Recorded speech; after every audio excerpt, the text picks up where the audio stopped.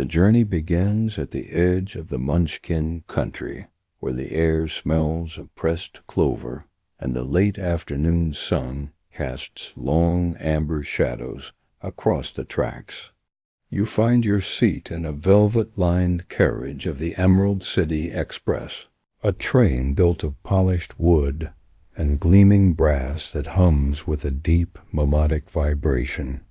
The cushion beneath you is soft and yielding, and as you settle into it, you feel the gentle give of the fabric, the way it seems to hold you without effort, the way it molds itself to the contours of your body, as if it has been shaped especially for you, for this particular moment in time. The windows are tall and clear, framed in dark wood that has been worn smooth by countless hands over countless years, each touch adding to the patina, to the soft sheen that catches the afternoon light. Through the windows you can see the platform slowly beginning to move, or perhaps it is you who are moving, drifting away from the small station with its whitewashed walls and hanging baskets of purple flowers that sway gently in the afternoon breeze. The station itself is a modest building, simple and functional-ish, with a peaked roof of green tiles and a small covered porch where travelers can wait in the shade. There is a bench on the platform, painted a fading green, and a lamp post with a brass fixture that will glow softly when evening comes. For now, in the late afternoon light, everything is bathed in gold, and the shadows are long and soft, stretching across the worn wooden boards of the platform like dark rivers flowing between islands of light. A few people stand watching the train depart, their faces calm and peaceful, their hands raised in slow, gentle waves that seem to hang in the air long after the train has moved past them. An old man in a straw hat, a young woman with a child balanced on her hip, a station attendant in a neat blue uniform, all of them standing still as the train pulls away, becoming smaller and smaller until they are nothing more than shapes, and then nothing at all, swallowed by distance and the curve of the land. You settle more deeply into your seat, adjusting your position slightly, feeling the smooth texture of the velvet under your palms, the way the nap of the fabric runs in one direction, soft when you stroke it this way, slightly resistant when you stroke it that way. The armrests are made of the same dark wood as the window frames, polished to a soft sheen by years of use, and they feel solid and reassuring under your hands, the wood cool to the touch, but warming quickly where your skin makes contact. There is a small folding table attached to the seat in front of you, and you notice the way the wood grain runs across its surface, each line and whorl a story written in the language of trees, a record of seasons and growth and the patient accumulation of years. The carriage itself is long and narrow, with rows of seats arranged in pairs, and a central aisle that runs from one end to the other, covered in a carpet of deep burgundy that muffles the sound of footsteps. The carpet is thick and plush, and you can see the patterns worn into it by the passage of many feet, paths of lighter color, where the pile has been compressed by use. Above your head, there is a brass luggage rack, empty now except for a single leather valise at the far end, and beyond that, a curved ceiling of pale wood with small brass fixtures that hold the lamps. The lamps are not lit yet, but you can see the delicate glass shades that cover them, etched with simple patterns of leaves and vines, patterns that will cast beautiful shadows when the lights are finally turned on. Everything in the carriage speaks of care and craft, of things made to last, made to comfort, made to carry travelers safely through the land of Oz. The joints of the woodwork are tight and precise. The brass fittings are polished and free of tarnish, and the fabric of the seats, though worn in places, is clean and well maintained. It is a space that feels both public and private, shared but somehow also intimate. A place where you can be alone with your thoughts while also being part of a larger journey, a collective movement towards some distant destination. As the wheels begin their slow, rhythmic rotation against the rails, the landscape starts to drift by, a soft tapestry of rolling blue hills and quiet farms, where the silver bells of grazing sheep chime faintly in the distance. There is no rush, only the steady click-clack of the track, acting as a gentle metronome that aligns with your own steady breathing. The sound is hypnotic, repetitive, a percussion that seems to come not just from beneath the floor, but from the very bones of the train itself, from the chassis and the couplings and the great iron wheels that turn and turn and turn without ceasing. You watch as a field of wheat passes, each stalk bending slightly in the breeze, a golden wave that seems to move in time with the train itself. The wheat is tall and ripe, ready for harvest, and the heads are heavy with grain, nodding gently as the wind moves through them, creating patterns of light and shadow as the stalks sway together, first one way and then another, responsive to forces you cannot see but can only observe in their effects. The wheat field goes on for what seems like miles, an ocean of gold that stretches to the horizon, broken only by the occasional scarecrow standing sentinel, its arms outstretched, its clothes flapping in the wind. Beyond the wheat, there is a line of trees, their leaves a mixture of green and yellow, the green of summer fading slowly into the gold of autumn, a transition that happens so gradually that no tree is ever entirely one color or the other, but always a blend, always in process. And beyond the trees, the sky, pale and cloudless, stretching out in all directions like a canvas that has been washed clean, ready for the colors of evening to be painted across it in slow, careful strokes. The fields change as you watch, each one different from the last, each one telling its own quiet story. There is a field of corn, the stalks standing in neat rows, their leaves rustling with a dry, papery sound that you can almost hear even through the closed windows of the train. The corn is tall, taller than a person, and the tassels at the top of each stalk wave gently in the breeze like flags of some peaceful nation. There is a field of sunflowers, their faces all turned toward the lowering sun, their petals bright yellow against the darkening sky, their centers dark and full of seeds that will feed the birds when autumn comes. There is a pasture where cows graze, their movements slow and deliberate as they pull at the grass, their tails swishing lazily to keep away the flies, their bodies casting long shadows across the green expanse. Each field tells a story, a quiet narrative of seasons and cycles, of planting and growing and harvesting, of the steady rhythm of agricultural life. You can imagine the farmers who tend these fields, rising early in the morning when the dew is still on the ground, working through the heat of the day, returning home in the evening when the light is soft and long. You can imagine the turning of the seasons, the snow that will cover these fields in winter, the first green shoots that will push through the soil in spring. The whole great wheel of the year turning and turning, just as the wheels of the train turn and turn beneath you. The farmhouses you pass are small and tidy, each one surrounded by a garden where vegetables grow in ordered rows. You can see tomatoes ripening on their vines, their skins tight and red in the afternoon light, some of them so ripe they seem almost to glow. You can see beans climbing up wooden stakes, their tendrils curling and twisting as they reach toward the sun, their pods hanging heavy and green.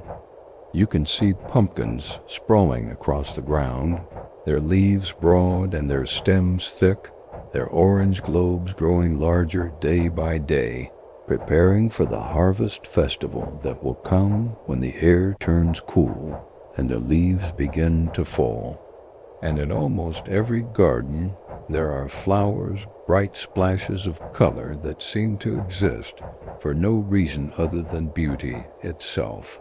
There are roses climbing over trellises, their petals pink and white and red, their scent carried on the breeze. There are hollyhocks standing tall against fences, their flowers stacked one above another, like small bells waiting to ring. There are marigolds bordering the vegetable rows, their orange and yellow blooms cheerful and bright, planted there perhaps to keep away the pests, or perhaps simply because the gardener loves their color. Each house has a porch, and on almost every porch there is someone sitting, rocking slowly in a chair, or standing with a hand shading their eyes, watching the train pass. These are people who know the schedule, who know the sound of the Emerald City Express, who perhaps set their own rhythms by its passage, marking the day by the appearance of the train on the horizon. They do not wave, most of them, but simply watch, their presence a kind of acknowledgement, a silent greeting between travelers and the settled folk of the land. The carriage is quiet. There are other passengers, but they too seem content to sit in silence, each lost in their own thoughts or simply watching the world pass by. The seats are arranged in pairs, facing forward, and yours is by the window, a place where you can rest your head against the glass if you wish, feeling the faint vibration of the train through the cool surface, a vibration that travels up through your skull and seems to settle somewhere deep inside, a gentle thrumming that becomes part of you. Across the aisle, a woman in a gray traveling cloak sits with her hands folded in her lap, her eyes half closed, her breathing slow and even. She wears a simple dress of dark blue fabric beneath the cloak, and you can see just the edge of a white collar at her throat. Her hair is silver, pulled back into a neat bun at the nape of her neck, and her face is peaceful, lined with the marks of years but not hardened by them, rather softened, gentle by time and experience. She might be sleeping, or she might simply be resting, letting the rhythm of the train carry her thoughts away to some distant, peaceful place. On the seat beside her rests a woven basket, covered with a checkered cloth, and you wonder idly what it might contain, bread, perhaps, or fruit, provisions for a journey. Behind you, there is a man reading a book, though you cannot see what book it is. You can hear the soft rustle of pages turning, a sound that blends with the other sounds of the carriage, the creak of wood settling, the whisper of fabric as someone shifts position, the steady percussion of wheels on rails. The man reads slowly, methodically, pausing sometimes between pages, and you imagine him savoring each word, each sentence, reading not to finish but simply to read, to spend time in the company of the story. Further back, near the rear of the carriage, there is a family, 2 parents, and a small child who sits between them, looking out the window with wide, wondering eyes. The child does not speak, but simply watches, taking in everything with the kind of attention that only children possess, that ability to see the world as if it were new, as if each tree and field and farmhouse were a marvel worthy of careful observation. The parents sit quietly, the mother's hand resting on the child's shoulder, the father gazing out his own window, all three of them together in their separate observations, a small unit of quiet companionship. The air inside smells faintly of wood polish and something else, something sweet and distant, like dried flowers or old books or the inside of a cedar chest that has been opened after a long time closed. It is a smell that feels familiar, even if you cannot quite place it, a smell that speaks of care and preservation, of things kept safe and clean. There is also the faint scent of someone's perfume, something floral and light, perhaps lavender or rose water, and underneath that, the earthy smell of travel itself, of luggage and coats, and the lingering traces of the outside world, brought in on shoes and hems, and the cuffs of trousers. The train follows the tracks as they curve gently to the left, and the landscape shifts slightly, revealing a cluster of small cottages with thatched roofs and gardens filled with late-blooming roses. The cottages are built of stone, their walls thick and their windows small, designed to keep out the cold of winter and the heat of summer. The thatch on the roofs is golden brown, weathered by sun and rain, and in some places you can see where it has been recently repaired. New straw standing out pale and bright against the older, darker material. Smoke rises from one of the chimneys, a thin gray line that drifts upward and then disperses into the pale sky, spreading and thinning until it becomes part of the air itself, indistinguishable from the haze of evening. You watch it for a moment, the way it moves without hurry, rising on currents of warm air, curling and uncurling as it climbs. And then the cottages are behind you, replaced by more fields, more trees, more of the quiet, rolling countryside that seems to go on forever. The rhythm of the train does not change. It is constant, reliable, a gentle pulse that you can feel in your chest, in your fingertips, in the soles of your feet where they rest against the floor. It is a rhythm that seems to come from deep within the earth itself, from the iron rails and the wooden ties and the gravel bed that supports them. A rhythm that connects this moment to all the other moments when trains have passed this way, all the other journeys that have been made, all the other travelers who have sat in seats like this one, watching the same landscape slide by, feeling the same gentle rocking, breathing the same air. Time feels different here on the train. It does not rush forward or drag behind. It simply is moving at the same steady pace as the wheels on the tracks, the same pace as the clouds drifting overhead, the same pace as your own breath as it moves in and out, slow and even. You notice the way the light falls through the window, how it touches the edge of your hand, the armrest, the small table that folds down from the seat in front of you. The light is warm, a buttery gold that seems to soften everything it touches, gilding the edges of objects, turning the ordinary into something quietly beautiful. As the train moves forward, the angle of the light changes, shifting gradually, almost imperceptibly, so that what was bright becomes dim, and what was dim becomes bright again. It is a slow dance of illumination, choreographed by the movement of the train and the descent of the sun, and you watch it with a kind of peaceful fascination, noticing how a patch of brightness slides across the burgundy carpet, how it climbs the far wall and then disappears, only to be replaced by another patch, another slow migration of light and shadow. You find yourself watching these shifts with something approaching meditation, your mind quiet, your thoughts drifting, without direction or purpose. There is something deeply restful about this, about being in motion without having to direct that motion, about being carried without having to walk, about watching the world pass by without having to navigate through it. It is a kind of surrender, but a comfortable one, a willing giving over of control to the train, to the tracks, to the steady rhythm that carries you forward. The clouds in the sky are few and scattered, small puffs of white that drift from west to east, moving at their own pace, unhurried and unconcerned with the affairs of trains and travelers.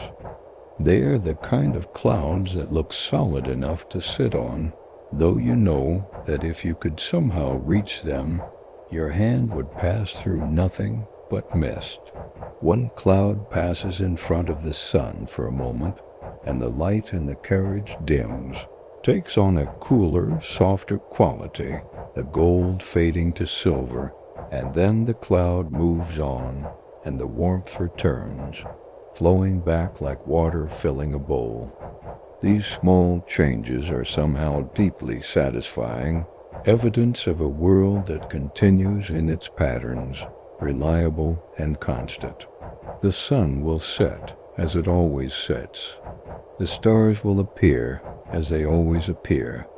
The train will continue its journey as it has continued countless journeys before, and the land will remain patient and enduring, waiting for the next spring, the next summer, the next autumn, the great cycle turning and turning without end. The tracks carry the train over a small stone bridge, and for a moment you see the glint of water below, a narrow stream that winds through the grass, its surface catching the light like scattered coins. The water moves slowly, barely more than a trickle, sliding over smooth stones that have been worn brown by years of patient erosion. You can see pebbles on the stream, visible through the clear water, and you can see the way the current creates small ripples and eddies, patterns that form and dissolve and form again, never quite the same, but always recognizable. Along the banks of the stream, there are reeds growing, tall and green, bending in the breeze, their feathery tops swaying in unison like dancers moving to music only they can hear. Beyond the reeds, a cluster of cattails with their distinctive brown heads, soft and velvety to the touch, standing like sentinels along the water's edge. The stream is bordered by willows, their long branches hanging down to touch the water, creating curtains of green that sway and shimmer in the late afternoon light. The sound of the wheels changes slightly as they cross the bridge, a deeper, more resonant note that echoes for a moment and then fades as the train returns to solid ground. The bridge is made of stone, old stone, each block cut and fitted by hand, the mortar between them darkened by weather and time. It is a brief interruption in the steady rhythm, a variation on the theme, and then the rhythm returns unchanged, reassuring, the click-clack of metal on metal, resuming its measured pace. You watch the stream until it disappears from view, following its course as it curves away behind a stand of willows, and then it is gone, replaced by a meadow where wildflowers grow in loose clusters, their colors muted in the afternoon light, soft blues, pale pinks, dusty yellows. The meadow is wide and open, stretching out on both sides of the tracks, and it seems to go on for a long time, an expanse of gentle beauty that asks nothing of you except to be seen, to be acknowledged, to be appreciated for what it is. The grass is long and uncut, waving gently in the breeze, and scattered throughout it are the wildflowers, growing wherever they please, without order or arrangement. There are daisies with their white petals and yellow centers, simple and cheerful, nodding on their stems. There are cornflowers of the deepest blue, a blue so pure and intense it seems almost unreal, like something from a dream. There are poppies, their petals a delicate orange that seems almost translucent in the light, their centers dark and full of seeds. The meadow is alive with small movements, the flutter of a butterfly, the hop of a grasshopper, the subtle swaying of the grass itself, all of it part of the same slow, peaceful dance. A bird flies overhead, small and dark against the pale sky, its wings beating in a steady rhythm as it crosses from one side of the meadow to the other, disappearing into a line of trees on the far horizon. Everything is moving, everything is alive, and yet everything is also deeply still, existing in that paradoxical state where motion and stillness are the same thing. As the train glides deeper into the heart of Oz, the vibrant colors of the day begin to soften into a twilight haze of deep greens and shimmering teals. The sun, which had been high and bright when you boarded, now sits lower on the horizon, casting longer shadows that stretch out across the fields like dark fingers, reaching, grasping, but gently, without menace. The blue hills in the distance take on a deeper hue, almost purple, and the sky above them begins to show the first faint traces of evening, a subtle darkening at the edges that speaks of the coming night. The transformation is so gradual that you cannot point to any single moment when day becomes evening, when light becomes shadow. It simply happens, one breath at a time, one heartbeat at a time, one rotation of the wheels at a time. The quality of the air seems to change as well, growing softer, more yielding, as if the molecules themselves are settling down for the night, releasing the energy of the day and preparing for rest.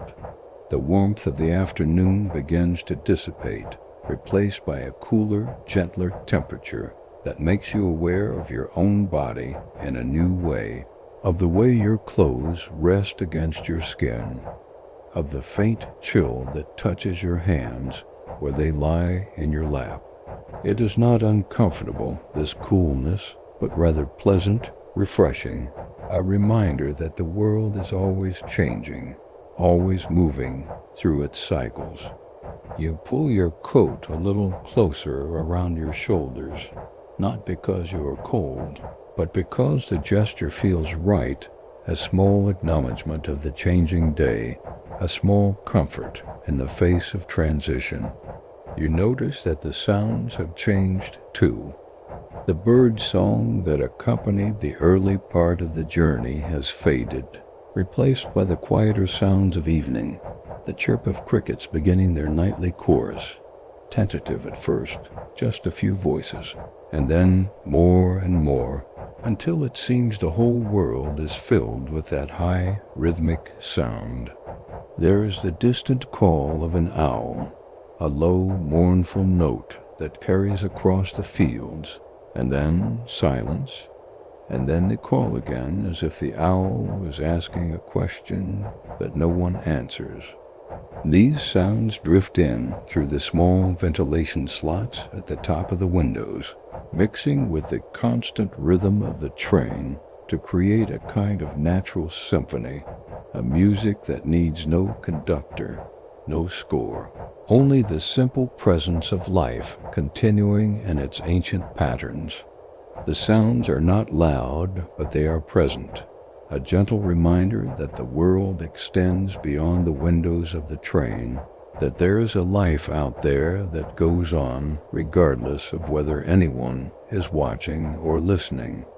You watch the passing willow trees sway in the slipstream, their long branches brushing against the windows like a silk curtain, like fingers reaching out to touch the train as it passes.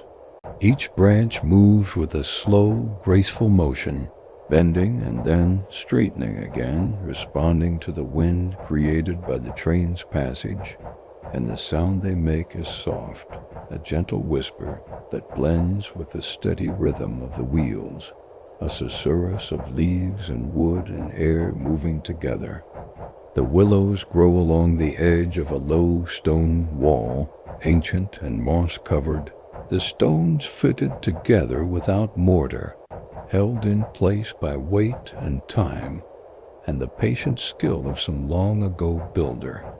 Beyond the wall there is a field of tall grass that ripples in the breeze, moving like water, like something alive and breathing, creating patterns of light and shadow as the grass bends and rises in waves that move across the field from one end to the other. The grass has turned a silvery color in the fading light, reflecting the pale glow of the sky, and when the breeze moves through it, it creates a sound like the ocean, a soft rushing that rises and falls, a sound that is both soothing and somehow sad, though not in a way that brings pain, only a gentle melancholy, a recognition that all things pass, that moments are fleeting, that beauty is found not in permanence, but in the very fact of impermanence. Some of the willow branches are thick with leaves, while others are more sparse, allowing you to see through them to the sky beyond, to the first faint stars that are beginning to appear in the deepening blue. The trees themselves are old, their trunks thick and gnarled, marked with the passage of many seasons, each ring inside them a year of growth, a record of rain and drought, of warm summers and cold winters, of the whole long story of their lives written in wood. You can see places where the bark has peeled away, revealing the pale wood beneath, smooth and almost luminous in the twilight. You can see places where moss has taken hold, creating patches of green velvet on the gray bark, soft and damp to the touch if you could reach out and feel it. You can see where branches are broken off, leaving scars that have healed over time, the tree growing around the wound, incorporating it into its structure, making it part of itself. Inside the cabin, the dim glow of a small shaded lamp bathes the wood grain in a warm, honeyed light.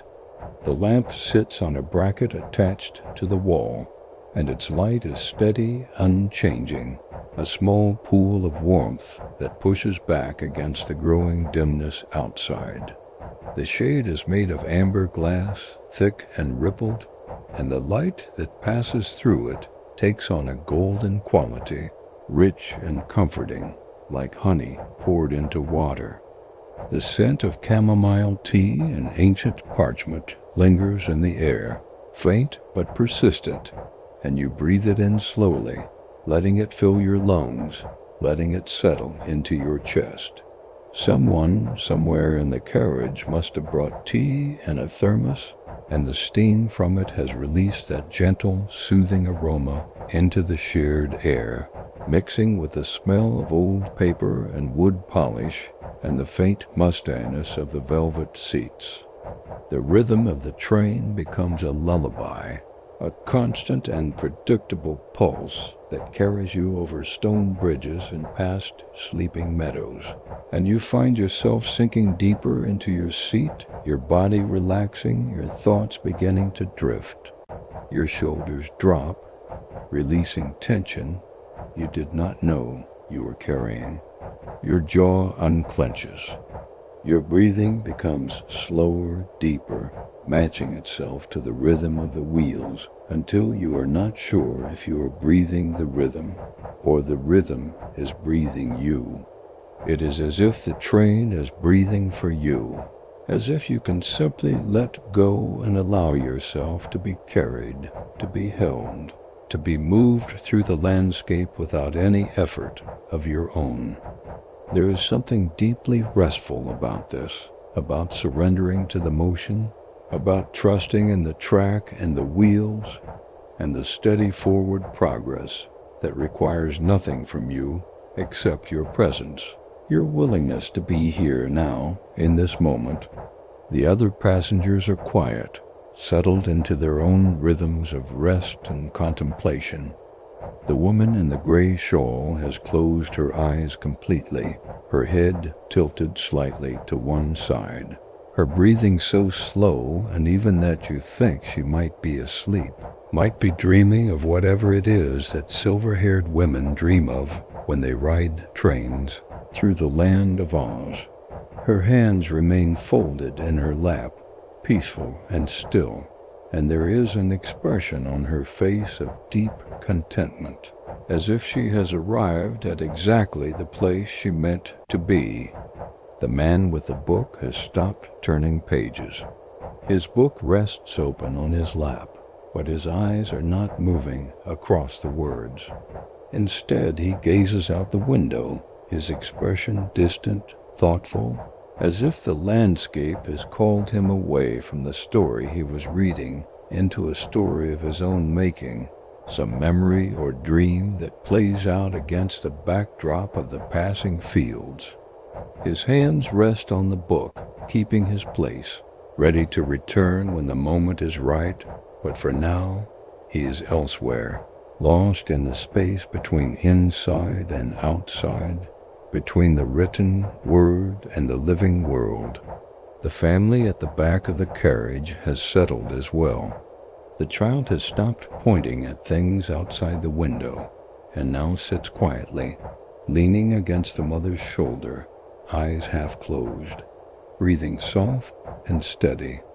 The father has his arm around both of them, and all three seem to have merged into a single unit of peaceful togetherness, held together not just by physical proximity, but by the shared experience of the journey, the shared rhythm of the train, the shared descent into the quietness of evening. The tracks pass through a small grove of birch trees, their white bark glowing in the fading light, standing out against the darker greens and browns of the surrounding forest like ghosts, like spirits of trees rather than trees themselves.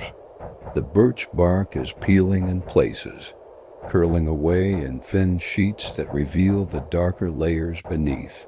And you think about how the tree sheds its skin, renews itself, grows new bark to replace the old, a constant process of letting go and becoming new. Beyond the birches, the landscape opens up again, revealing a wide valley where the land slopes gently down toward a distant river. You cannot see the water itself, only the line of trees that marks its course, a darker green ribbon winding through the valley, following the contours of the land. The valley is cultivated, divided into fields of different colors, some golden with wheat, some green with late crops, some brown where the earth has been turned and prepared for next spring's planting. There are farmhouses scattered through the valley, small and distant, their windows beginning to glow with lamplight, as the families inside prepare for evening, lighting fires, cooking dinner, gathering together after a day of work. You can imagine the warmth inside those houses, the smell of bread baking, the sound of voices and conversation, the simple, ordinary comfort of home at the end of a day. The train begins a long, gentle descent into the valley, the tracks following the slope of the land, and the rhythm changes slightly, becomes a little faster, the wheels turning more quickly as gravity pulls the train downward. But it is not a frightening speed, not a rush or a hurry, just a slight increase in tempo, like a piece of music moving from one movement to another, the melody continuing but the pace shifting, adapting to new circumstances. As the train descends, the air grows cooler still, and you can feel it through the window, a chill that speaks of low places, of water nearby, of the earth releasing the warmth that is held through the day. The grass in the valley is wet with dew, though it is not yet fully dark, and the moisture makes it shine, makes it catch what little light remains and reflect it back, creating a landscape that seems to glow from within. The tracks level out as the train reaches the valley floor, and the rhythm settles back into its earlier pace, steady and unchanging. The train crosses another stream, this one wider than the first, and you can hear the water more clearly, a gentle rushing that carries through the evening air. The stream is bordered by smooth stones, rounded by the constant movement of water, and you can see how they catch the last light of day, how they seem to have their own luminescence, as if they have absorbed the sun all day and are now releasing it slowly back into the world. On the far side of the stream, the land begins to rise again, and the train starts to climb, pulling itself up the gentle slope with the same patient determination it has shown throughout the journey. The engine works harder. You can hear it in the sound of the steam, in the steady chug of the machinery, but the pace remains the same, unaltered by the effort required. It is as if the train knows that hurry serves no purpose, that the destination will arrive in its own time, that the journey itself is the reason for the journey. The landscape continues to change as the train climbs, the cultivated fields giving way to wilder land, to meadows and woods where nature has been left to follow its own path. The trees here are mixed, oak and ash and maple, their leaves turning colors in preparation for autumn, yellow and orange and red beginning to appear among the green. The forest is not dense, not forbidding, but open and welcoming, with glades of grass between the trees and paths that wind through the undergrowth, paths made by deer or perhaps by people who walk here sometimes, who come to gather mushrooms or berries or simply to be among the trees. The light is fading more quickly now, the sun having dropped below the horizon, leaving behind only the afterglow, a soft pink and orange that stains the western sky and reflects off the few clouds that remain. The eastern sky is darker, a deep blue that shades toward purple, and in it the stars are becoming more visible, more numerous, until it seems that the whole dome of heaven is pricked with light.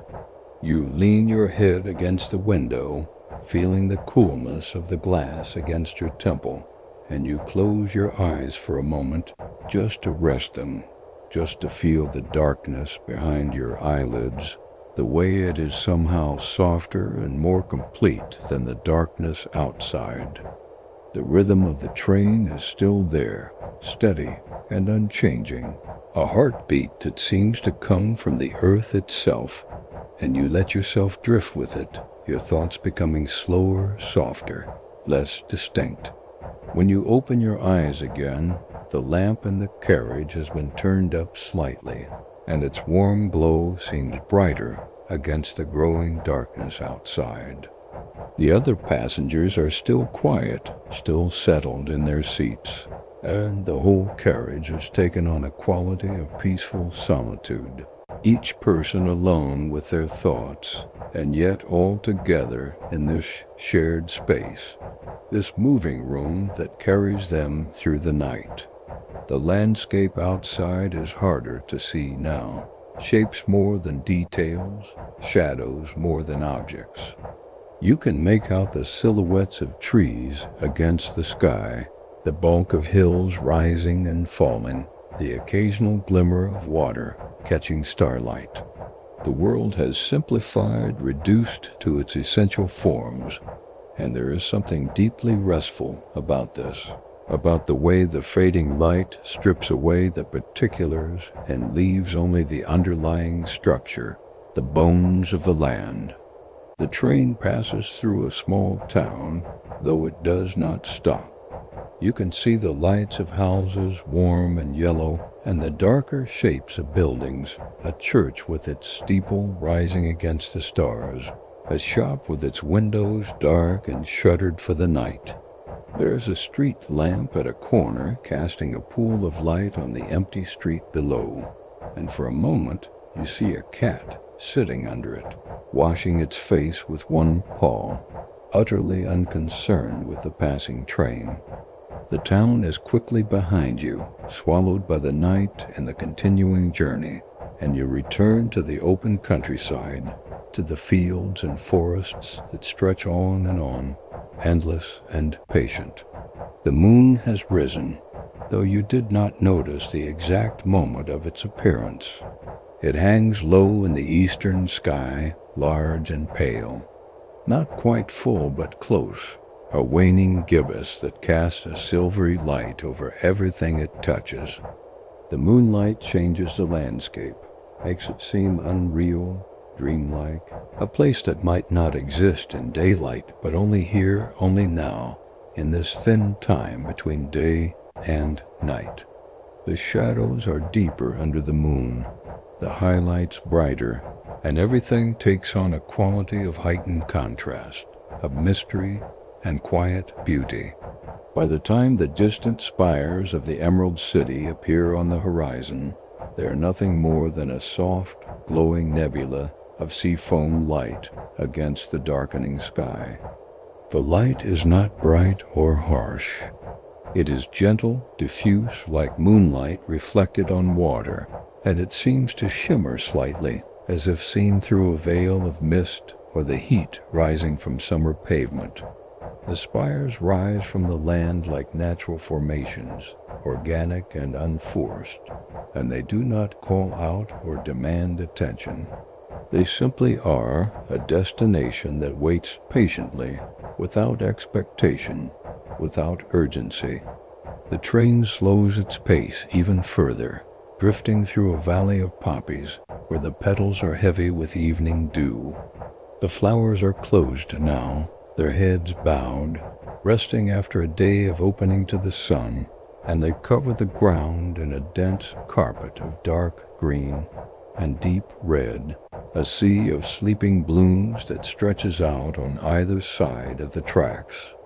The scent of them drifts through the open vent at the top of the window, sweet and slightly cloying, a smell that seems to wrap around you, to settle into your clothes and hair, to fill your lungs with each breath.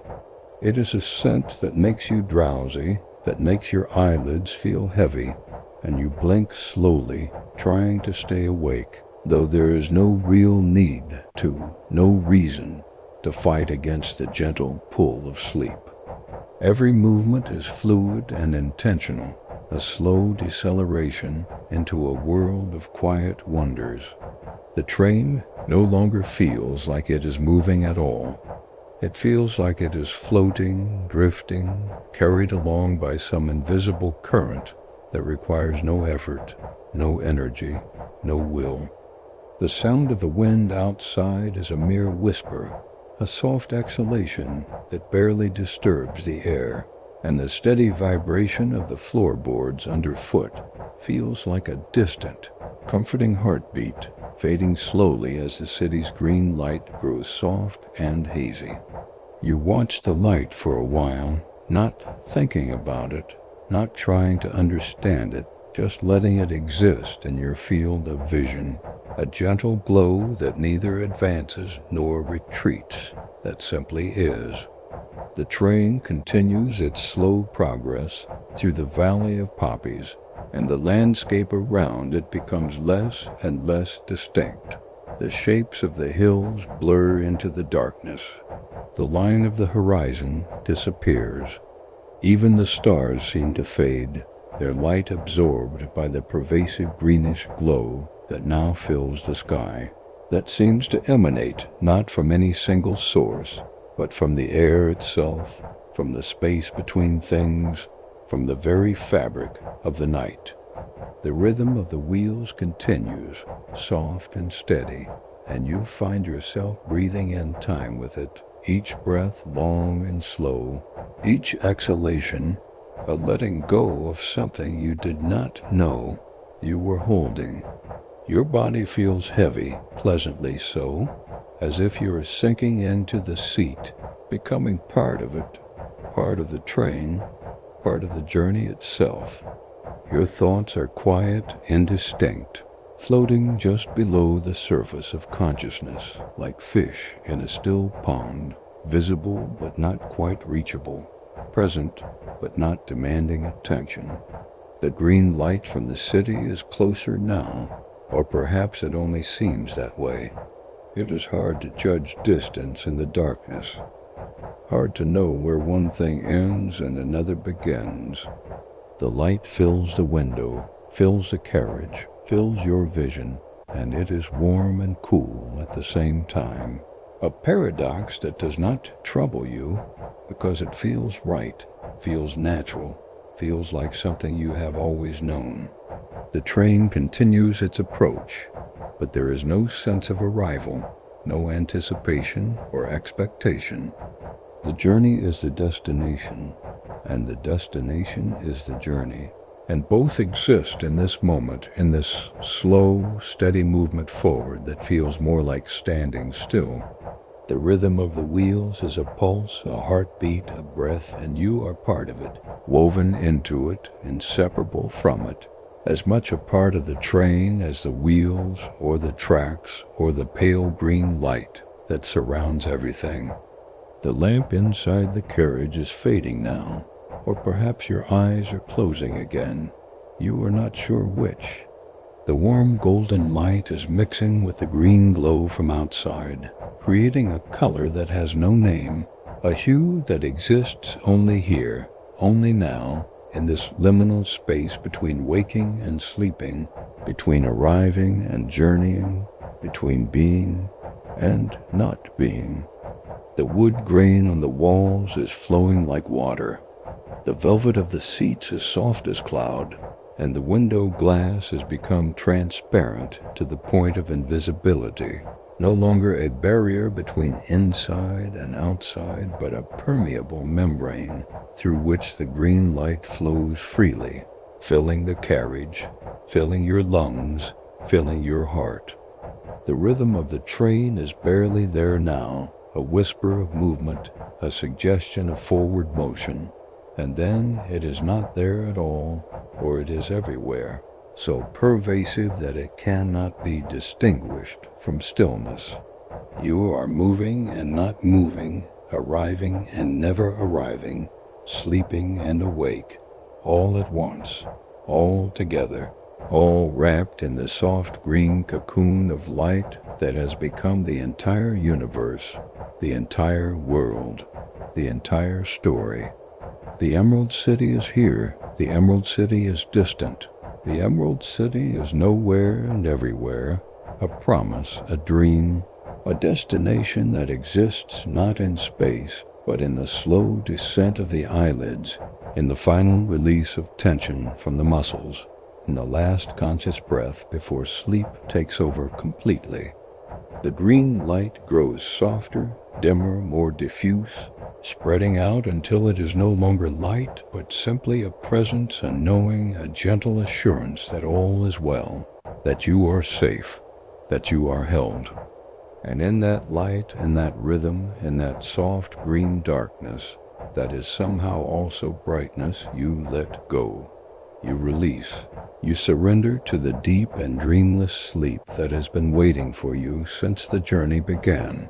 That has been calling you forward with each turn of the wheels, with each breath of the evening air, with each mile traveled through the land of Oz. The train continues or it stops. It no longer matters. You are here. You are nowhere. You are home. You are traveling. You are asleep. You are at peace. And the soft green light of the Emerald City holds you gently, holds you completely, holds you safe through the long, quiet night. The rhythm continues, steady and unchanging. And in that rhythm there is peace, there is comfort, there is rest. The train moves through the night, like a thought moving through a dreaming mind, slow and purposeful and without urgency. The green light of the city continues to glow on the horizon, neither growing brighter nor fading, simply existing as a constant presence, a marker in the darkness that says you are moving, you are going somewhere, even if that somewhere feels less important than the movement itself.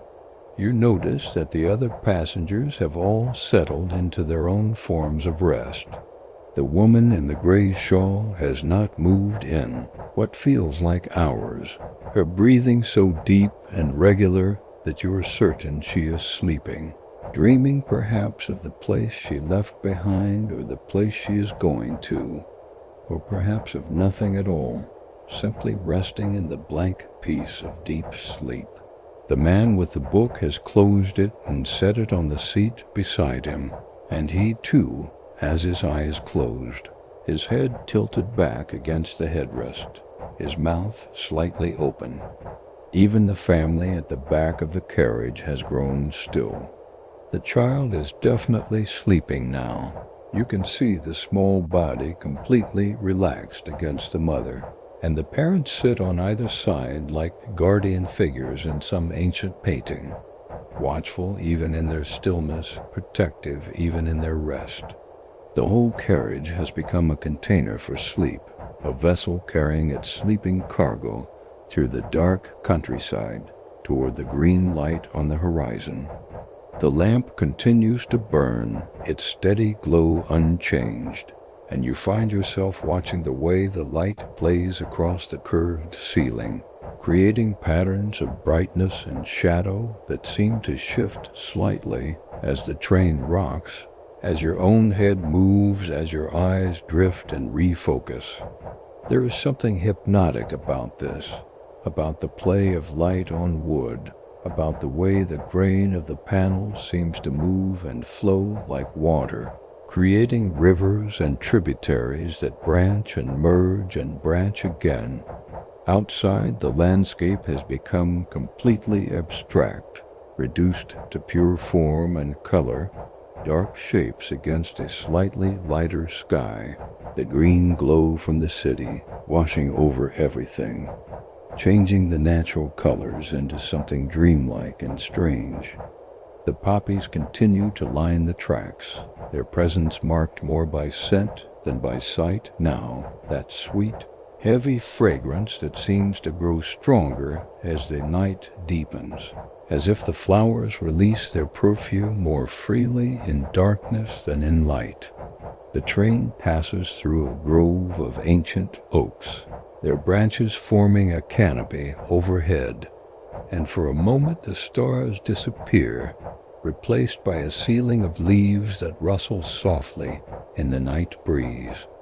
The sound is like whispered conversations, like secrets being shared in voices too quiet to understand, and it blends with the rhythm of the train to create a kind of lullaby, a song without words that speaks directly to some deep part of you that has no need of language. When the train emerges from under the oaks, the sky opens up again, wider and darker than before, and you can see more stars than you have ever seen, more stars than you knew existed, scattered across the heavens in such profusion that they seem to merge together, to create a glowing backdrop against which the darker spaces between them appear as patterns, as shapes, as constellations you almost recognize but cannot quite name.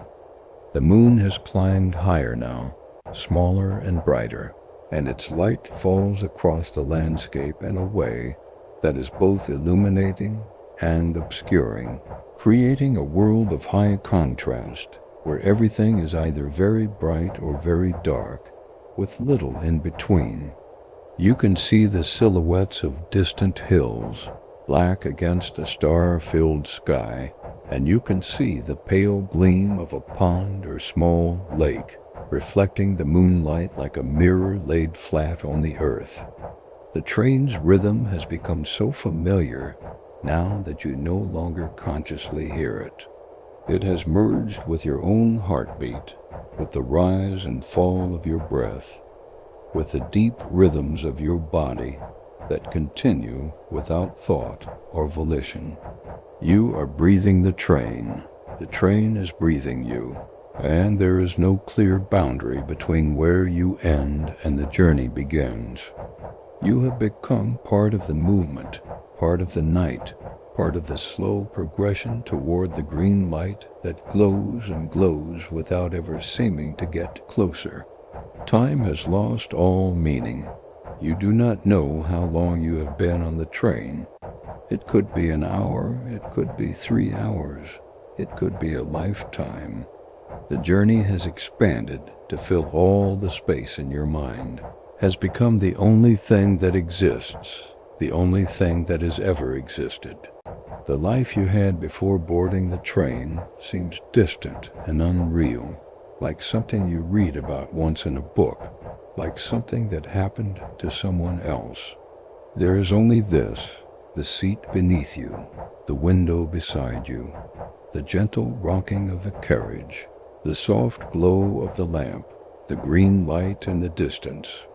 You shift slightly in your seat, adjusting your position for comfort, and you become aware of your body in a new way, aware of the way it feels to be held by the cushions, to be supported by the structure of the seat, to be carried along without having to move your own legs, without having to use your own strength.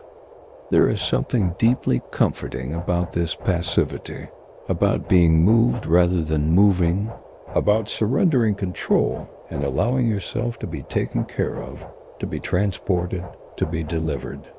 The train passes through another small town, or perhaps it is the same town seen from a different angle. It is impossible to tell. The lights are the same warm yellow. The buildings are the same quiet shapes against the night, and there is the same sense of life continuing inside while you pass by outside, a traveler looking in at windows, seeing the glow but not the details, knowing that people are there but not seeing them, not knowing their stories, not being part of their world. And then the town is gone, and there is only the countryside again, only the fields and forests, only the slow unfolding of the landscape beneath the moon and stars. A fox crosses the tracks far ahead, its form barely visible in the moonlight. A quick movement and then stillness, and then it is gone, disappeared into the tall grass on the far side of the rails.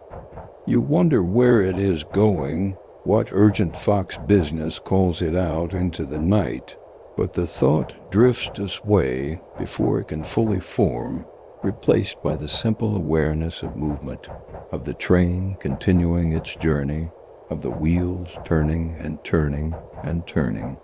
The poppies have given way to other vegetation now, though you cannot see clearly enough to identify it. There are darker shapes that might be shrubs or small trees, and lighter patches that might be grass or bare earth. The green light from the Emerald City seems to color everything, to wash out the natural hues and replace them with its own strange luminescence, creating a world that exists in shades of green and black and silver, a world that belongs more to dream than to waking reality.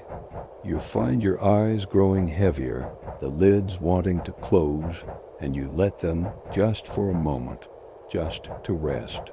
The darkness behind your eyelids is complete and soft, and the green light penetrates even there, creating patterns that swirl and shift, mandalas of light that form and dissolve and form again in endless variation. You watch these patterns with your inner eye, following them as they move, and you feel yourself drifting, floating, losing your grip on the thread of consciousness that keeps you tethered to wakefulness. When you open your eyes again, nothing has changed, and everything has changed. The train is still moving, the lamp is still glowing, the other passengers are still resting in their seats, and yet somehow the quality of the moment is different, softer, more distant, as if you are seeing it through gauze or looking at it from very far away.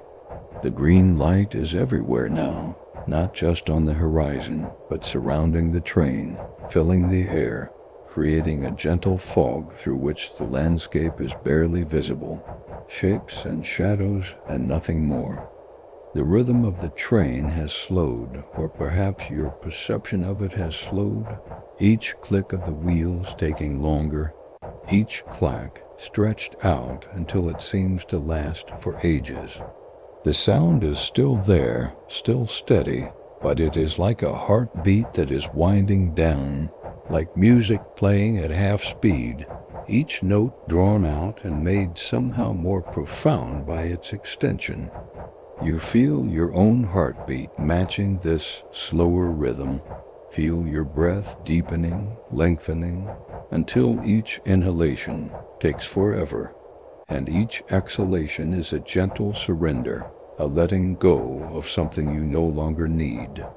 The spires of the Emerald City are visible now, not as distinct shapes, but as concentrations of green light, vertical columns that rise from the earth toward the stars, or perhaps descend from the stars toward the earth.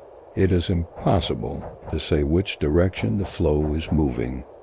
They do not look built, these spires. They look grown, organic, as if they have emerged from the ground like trees or crystals, following some deep internal geometry that has nothing to do with human hands or human plans.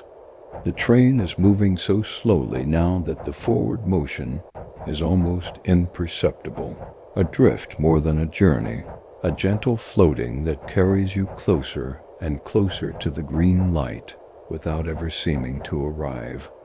The tracks have become smooth, or perhaps the train has become lighter, because there is no longer any sound from the wheels, no longer any vibration through the floor. You are gliding, hovering, suspended in a green silence that is both complete and full, empty and abundant, a paradox that your drowsy mind accepts without question. Your breathing has become so slow and deep that you are barely aware of it anymore. Each breath a long, gentle tide that flows in and flows out, carrying away thoughts, carrying away concerns, carrying away everything that is not this moment, not this train, not this soft green light that surrounds you like water, like air, like something too delicate to name. Your body has become weightless, or perhaps it has become so heavy that weight itself has lost all meaning. You cannot tell which. You cannot bring yourself to care. The other passengers are no longer separate from you. They are part of the same dream, the same vision, the same slow descent into peaceful rest. You are all travelers together, all moving toward the same destination, all held in the same gentle embrace of the train, the night, the green light that glows and glows without source or reason, without beginning or end. But boundaries between you have dissolved. There is only the collective breathing, the collective heartbeat, the collective surrender to the rhythm that carries you all. The lamp in the carriage is fading now, or perhaps your eyes are closing again. You are not sure which. The warm golden light is mixing with the green glow from outside, creating a color that has no name, a hue that exists only here, only now, in this liminal space between waking and sleeping, between arriving and journeying, between being and not being. The wood grain on the walls is flowing like water. The velvet of the seats is soft as cloud, and the window glass has become transparent to the point of invisibility. No longer a barrier between inside and outside, but a permeable membrane through which the green light flows freely, filling the carriage, filling your lungs, filling your heart. The rhythm of the train is barely there now, a whisper of movement, a suggestion of forward motion, and then it is not there at all, or it is everywhere, so pervasive that it cannot be distinguished from stillness. You are moving and not moving, arriving and never arriving, sleeping and awake, all at once, all together, all wrapped in the soft green cocoon of light that has become the entire universe, the entire world, the entire story. The Emerald City is here, the Emerald City is distant. The Emerald City is nowhere and everywhere, a promise, a dream, a destination that exists not in space but in the slow descent of the eyelids, in the final release of tension from the muscles, in the last conscious breath before sleep takes over completely.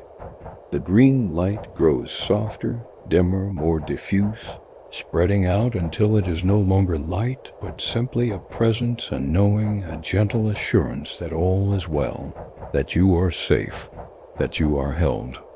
And in that light, in that rhythm, in that soft green darkness, that is somehow also brightness, you let go, you release, you surrender to the deep and dreamless sleep that has been waiting for you since the journey began. That has been calling you forward with each turn of the wheels, with each breath of the evening air, with each mile traveled through the land of Oz. The train continues or it stops. It no longer matters. You are here, you are nowhere, you are home, you are traveling. You are asleep, you are at peace, and the soft green light of the Emerald City holds you gently, holds you completely, holds you safe through the long, quiet night.